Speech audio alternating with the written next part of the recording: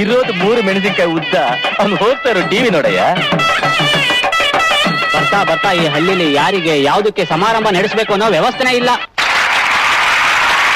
ಹಳ್ಳಿಯ ಮಹಾಜನಗಳೇ, ಈ ದಿನ ಸುದಿನ, ಹಬ್ಬದ ದಿನ. ಈ ನಮ್ಮ ರಾಮಾಯಣ ಬಗ್ಗೆ ಹೇಳಕ್ ಹೊಂಟ್ರೆ ಒಂದ್ ದಿನ ಸಾಕಾಗಕ್ಕಿಲ್ಲ. ಇವತ್ತು ನಮ್ಮ ಹಳ್ಳಿ ಜನರ ಮುಖದಲ್ಲಿ ಒಳ್ಳೆ ಕಳೆ ಬಂದೈತೆ. ನಮ್ಮ ಹಳ್ಳಿ ಗಂಡುಗಳಿಗೆ ಭಾರಿ ಡಿಮ್ಯಾಂಡ್ ಬಂದೈತೆ. ಸುತ್ತಮುತ್ತಲ ಹಳ್ಳಿಗಿಂತ ಈ ನಮ್ಮ ಹಳ್ಳಿ ಗಂಡುಗಳಿಗೆ ವರದಕ್ಷಿಣೆ ಡಿಮ್ಯಾಂಡ್ ಜಾಸ್ತಿ ಆಗೈತೆ. ಇದಕ್ಕೆಲ್ಲ ಕಾರಣ ಯಾರು ಗೊತ್ತಾ? ಈ ನಮ್ಮ ರಾಮಯ್ಯ. ರಾಮಯ್ಯ, ಶುರು ಹಚ್ಕೋತೀಯ?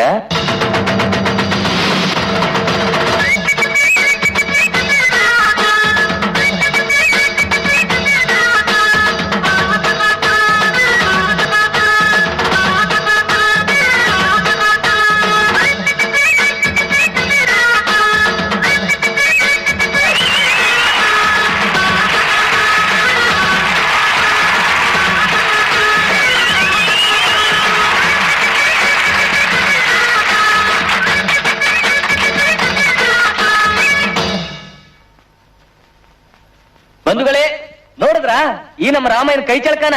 ಯಾವುದೇ ಒಂದು ಕಾರ್ಯ ದಾಖಲೆ ಮಾಡಿದ್ರು ಸನ್ಮಾನ ಮಾಡೋದು ಜನಗಳ ಕರ್ತವ್ಯ. ಇವತ್ತಿನ ಈ ಸಮಾರಂಭದ ಕಾರಣ ಈ ನಮ್ಮ ರಾಮಯ್ಯ ನನಗೆ ಮಾಡಿರೋ 1001ನೇ ಕ್ಷವರ. ಇಂಥ ಸಂದರ್ಭದಲ್ಲಿ ನಮ್ಮ ರಾಮಯ್ಯನಿಗೆ 2,000 ರೂಪಾಯಿ ನಗದು ಹಣನ ಪುಟ್ಟ ಕಾಣಿಕೆ ಕೊಟ್ಟು ಸನ್ಮಾನಿಸ್ತಾ ಇದ್ದೀನಿ. ರಾಮಯ್ಯ, ಬರ ಇಲ್ಲಿ. ಹೋಗ್ರ ಏನ್ ಗೋವಿಂದಪ್ಪ, ಬಾರಿ ಆರಾಮಾಗಿ ಜಗಲಿ ಮೇಲೆ ಕುಂತ್ಬಿಟ್ಟಿದ್ಯಾ? ನನ್ ಸನ್ಮಾನಕ್ಕೆ ಯಾಕೆ ಬರ್ಲಿಲ್ಲ?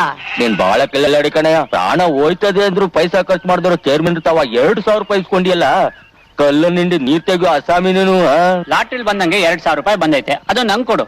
ತಿಂಗಳ ಲೆಕ್ಕ ಹಾಕಿ ಅಷ್ಟೋ ಬಡ್ಡಿ ಸೇರಿಸಿ ವಾಪಸ್ ಕೊಡ್ತೀನಿ. ಹೌದು ಕಣ, ನೀನ್ ಹೆಂಡ್ರು ಮಕ್ಳು ಅನ್ಕೊಂಡೋಗಿ ಇರೋ ದುಡ್ಡು ಹಾಳು ಮಾಡ್ಕೋಬೇಡ. ಅದೆಲ್ಲ ಬೇರೆಯವ್ರ ಮಲ್ಲಿ ಕಣಣ್ಣ. ನಮ್ ಹೆಂಗಸ್ರೇ ಒಂದ್ ಸ್ಪೆಷಲ್ ಲಕ್ಷ್ಮಿ ಇದ್ದಂಗೆ. ನನ್ ಎದುರುಗಡೆ ಒಂದ್ ಮಾತು ಕೂಡ ಆಡಕ್ಕಿಲ್ಲ.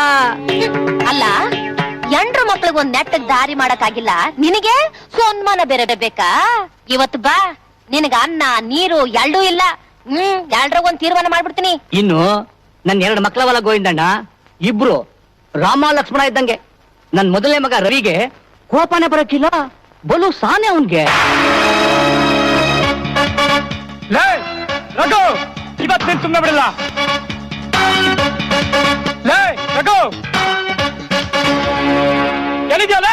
ಚಿಕ್ಕವನಿದಾನಲ್ಲ ರಘು, ಅವನಂತೂ ಅವ್ರ ಅಣ್ಣನ ಮ್ಯಾಗೆ ಪ್ರಾಣನೇ ಮಡ್ಗವನೆ.